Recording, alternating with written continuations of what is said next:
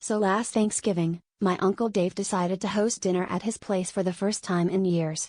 He's always been a bit eccentric. Last Christmas, he gave everyone matching pairs of left gloves, but he swore he'd keep things low-key and eco-friendly this time around. When I walked into his living room, I noticed a suspiciously large mound covered with a tarp in the corner, and the faint aroma of, well, let's call it earthy optimism. My mom whispered, maybe it's a new couch? But I was already pretty sure no furniture store sells something that smells like wilted cabbage and regret. It wasn't long before Uncle Dave gathered us around and, with all the pride of a first-time parent, whipped off the tarp to reveal what can only be described as a small, steaming mountain of banana peels, coffee grounds, and what may have once been a lasagna. Behold, he declared, my indoor compost pile. It's for convenience, you know, so I don't have to walk all the way to the backyard. There was a stunned silence, broken only by the sound of my cousin quietly Googling lung mold symptoms on her phone.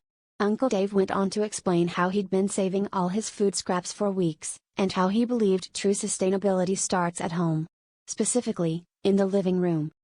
As we sat down for dinner, conversation turned into a bizarre game of What's That Smell?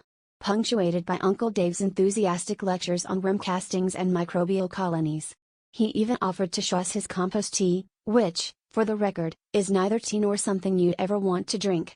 My aunt tried to open the window, but it turns out Uncle Dave had sealed them shut to keep the beneficial fungi from escaping.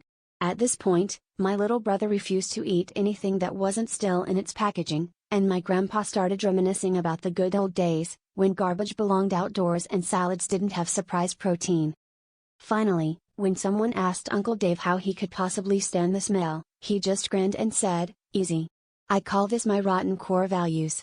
And honestly, after spending 3 hours in that living room, I think the only thing getting composted next year will be my appetite.